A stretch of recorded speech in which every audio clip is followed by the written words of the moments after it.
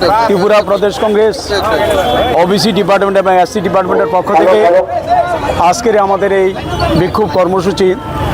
এই কর্মসূচি মূলত আপনারা জানেন, রাজ্য সরকারের যে বিভিন্ন কর্পোরেশনগুলো আছে, এগুলো ছোট ছোট যারা ব্যবসায়ী আছে এদেরকে ঋণ দেয় এবং যারা স্টুডেন্ট আছে এদেরকে ঋণ দেওয়া হয়। কিন্তু আমরা দেখেছি, আপনাদের মাধ্যমে আমরা জানতে পেরেছি বা বিভিন্নভাবে জানতে পেরেছি, এই যে সংস্থাগুলো বর্তমানে এই যে যেগুলো কর্পোরেশন আছে ওগুলো সমস্ত কর্পোরেশন লুটের রাজত্বে পরিণত হয়েছে। লুট শুধু চলছে, মানুষের কোনো কাজ হয় না, গরিব মানুষের কোনো কাজ হয় না। আমরা সরকারের কাছে আবেদন জানাচ্ছি যাতে তদন্ত করে, যাতে লুট বন্ধ করে।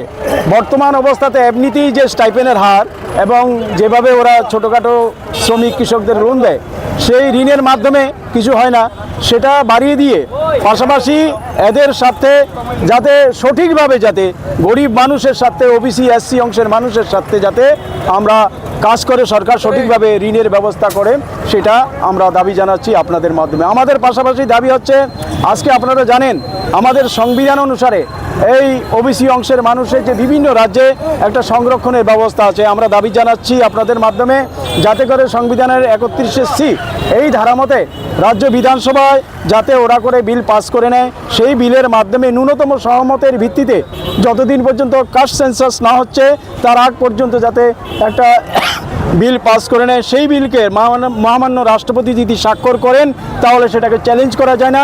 এই অংশের মানুষের রাজনৈতিক এবং অর্থনৈতিক এবং তাদের যে চাকরি, এই সমস্ত ক্ষেত্রে যাতে ন্যূনতমভাবে একটা সংরক্ষণের ব্যবস্থা করার জন্য রাজ্য বিধানসভায় যাতে বিলটা পাস করে অনতিবিলম্বে মাননীয় ভারত সরকারের যিনি রাষ্ট্রপ্রধান আছেন রাষ্ট্রপতি মহাশয়া ওনার কাছে প্রেরণ করেন, এই দাবি আমরা জানাচ্ছি।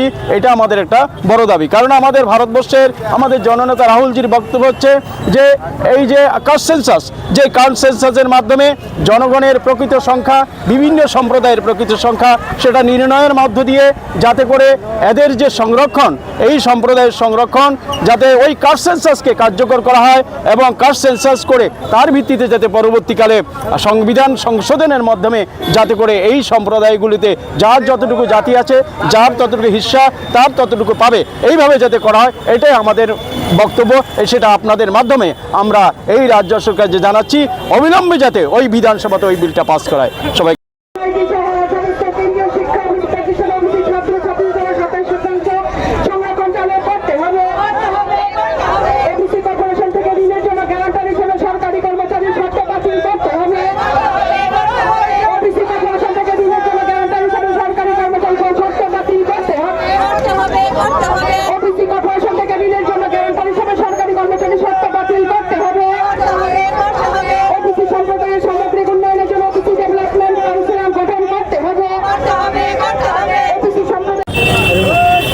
সাংবাদিক বন্ধুদের আমার নমস্কার।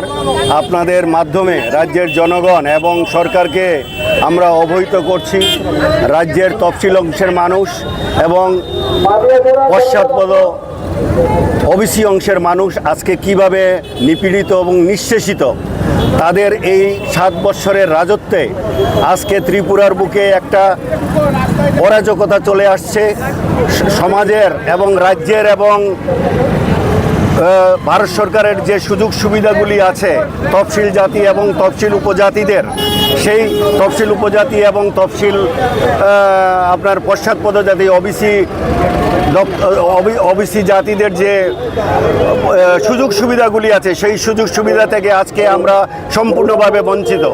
এরা 7 বৎসর হয়ে গেছে ক্ষমতায় এসেছে, কিন্তু দেখা গেছে ওবিসি সম্প্রদায়ের মানুষ, তফসিল সম্প্রদায়ের মানুষ, এসটি সম্প্রদায়ের মানুষ আজকে যে সুযোগ সুবিধা, যে ছাত্ররা স্টাইপেন্ড পাওয়ার কথা, তারা সময় মতো স্টাইপেন্ড পাচ্ছে না।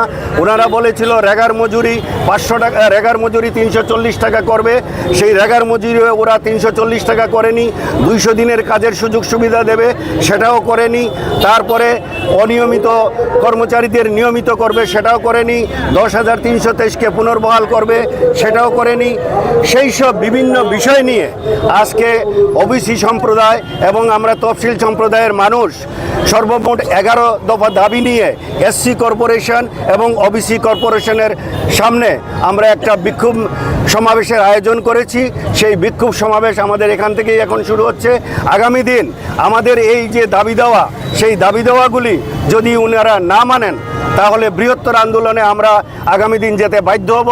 কাজেই সরকারের প্রতি আমাদের দাবি থাকবে যে যত সমস্ত সরকারি শূন্য পদ আছে, প্রায় 52,000-এর মতো সরকারি শূন্য পদ আছে, সেই শূন্য পদগুলি অবিলম্বে পূরণ করা, নিয়মিত স্টাইপেন্ড, ছাত্রদের স্টাইপেন্ড নিয়মিত দেওয়া, বার্ধক্য ভাতা নিয়মিত দেওয়া, চর্মশিল্পীদের ভাতা নিয়মিত দেওয়া, আরও কিছু আমাদের